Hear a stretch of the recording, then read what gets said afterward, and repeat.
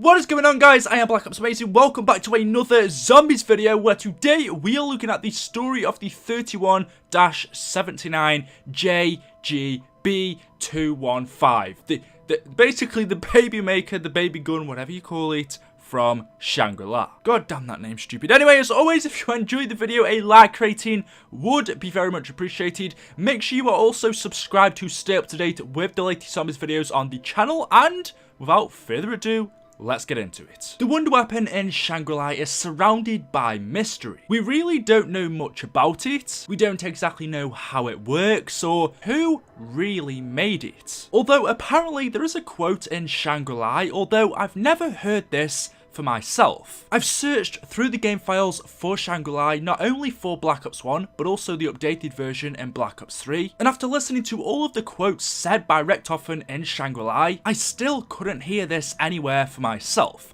Hence why I'm saying that I'm not exactly sure if this quote really does come from Shangri-La itself. Like I said, I've never actually heard Richtofen say this in the game. If you guys have, maybe you could confirm it in the comments section below. However, apparently Richtofen says this when picking up the wonder weapon from the box.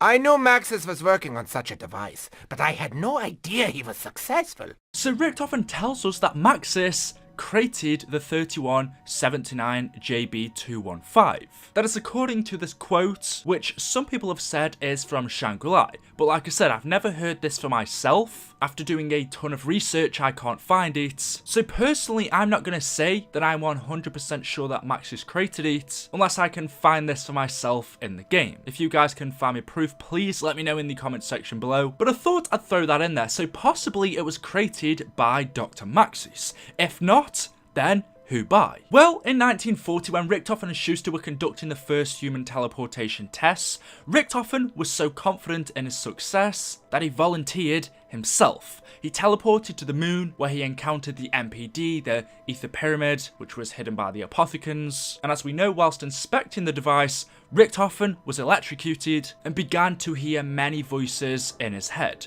the voices of corruption, and one of these was the Shadow Man. The device then teleported Richtofen to Shangri-La, and still corrupted by the Dark Ether, Richtofen was gradually driven insane by an obsession to find Argotha. Whilst in Shangri-La, Richtofen was worshipped by the natives. They built an altar in his name, and that was when Richtofen encountered the focusing stone for the first time. And after spending nearly a month in Shangri-La, Richtofen returned back to Schuster with his plans. So we learned that Richtofen teleported to Shangri-La and was worshipped by the natives living there, where they built an altar with his name on, and he encountered the focusing stone for the first time. In the caverns of Shangri-La, deep underground, we can see that excavations were going on, digging up element 115. Whoever was here was unearthing this element, but was it group 935? Nowhere in the Chronorium does it mention that group 935 were ever here. Shangri-La is a hidden temple located deep within the jungles of the Himalayas. Besides from the excavations, there's no real evidence that group 935 were ever here, only Richtofen and the natives. So is it possible that it was even the natives who were excavating 115? But if you take a look at this wonder weapon, basically what it does is it shrinks the zombies. The Pack-a-Punch version is called the Fractalizer, short for fractal, which means a repeating pattern at different scales, which is exactly what this wonder weapon does. It shrinks the zombies to a smaller scale. You can see this wonder weapon really doesn't look like it's being put together very well. It has tape holding the handle together. On the side of the wonder weapon, we have engraved in it its name, 31-79 JGb215. And actually, these letters and numbers combined are coordinates. J is 10, the 10th letter in the alphabet. If you do this for all of them, when deciphered, it gives you these coordinates, 3110, 72N, 792.15E. And if you put these into Google Earth, they will take you to a place in the north of the Himalayas, the location of Shangri-La. You could see on the top of the wonder weapon there is a small Naga statue. Naga, if you don't know, is part of Indian mythology. It was a member of a semi-divine race, part human,